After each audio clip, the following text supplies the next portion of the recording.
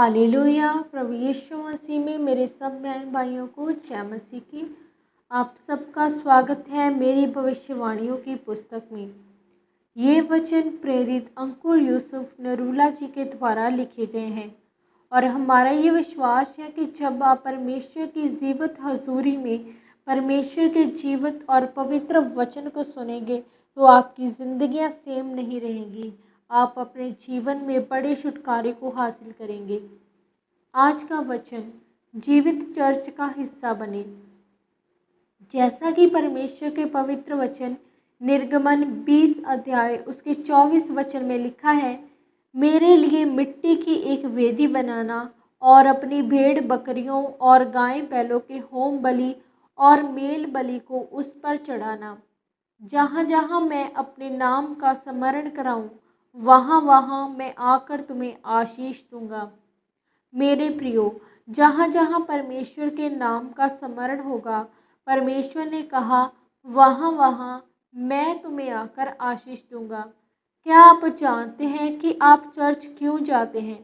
क्योंकि चर्च परमेश्वर का वह स्थान है जो उसने अपनी महिमा को प्रकट करने के लिए चुना है। चर्च परमेश्वर का वह स्थान है जहाँ परमेश्वर का न्याय प्रकट होता है। बाइबल कहती है कि जब पतरस और सभी चेले बैठे हुए थे, तब हनन्याह और सफीरा एक एक करके उसके सामने आकर बोलते हैं कि ये भेंट हम आपको देना चाहते हैं। तब पतरस ने कहा कि तुमने जितना सोचा था कि मैं अपनी जायदाद बेचकर इतनी भेंट दूंगा, पर तुमने उसमें से कुछ रख ली। लेकिन तुमने ऐसा क्यों किया और पवित्र आत्मा से झूठ क्यों बोला? तब उसी समय हनन्याह ने अपने प्राण छोड़ दिए और वह मर गया। फिर जब पत्नी आई तो उसने भी झूठ बोला। पतरस ने उससे कहा, क्या तुमने पवित्र आत्मा की परीक्षा करने के लिए ऐसा किया है? फिर उसी समय वह भी मर गई और उसे उसके पति की लाश के साथ गाड़ दिया। इसीलिए आपने देखा होगा कि शैतान चर्च के ऊपर ही अटैक करने की कोशिश करता है, क्योंकि चर्च सिर्फ इमारत बिल्डिंग का नाम चर्च नहीं है, या लोगों को इकट्ठा करने का नाम चर्च नहीं है। जबकि परमेश्वर ने चर्च को अपने कामों को करने के लिए और अपने आप को लोगों पर प्रकट करने के लिए चुना है। इसीलिए जब आप बाइबल में देखते हैं कि जो कोई भी व्यक्ति चर्च के साथ और परमेश्वर के दिए हुए दर्शन के साथ जुड़कर और अपनी प्रार्थनाओं के साथ, बीजों के साथ और उपवास के साथ चर्च में सहयोग देता है, तो परमेश्वर की आशीषें उस पर आने लगती हैं। पौलुस के द्वारा ऐसे वचन हैं जो उन लोगों के लिए दिए गए थे जिन्होंने पौलुस की सेवकाई में अपना सहयोग दिया। तब पौलुस ने उन्हें वचन दिया, तुमने जो घटी में बोया तो मेरा परमेश्वर तुम्हारी हर घटी को महिमा सहित मसीह यीशु में पूरा करेगा।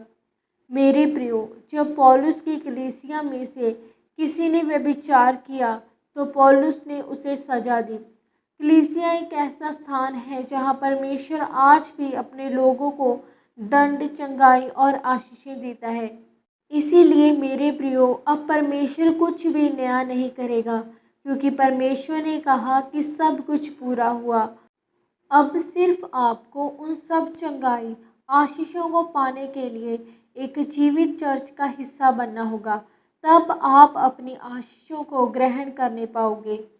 आमीन। प्रार्थना। आइए हम मिलकर इस सामर्थ्य प्रार्थना को परमेश्वर के हजूर करें। सर्वशक्तिमान परमेश्वर, इस वचन के लिए मैं आपका धन्यवाद करती हूँ।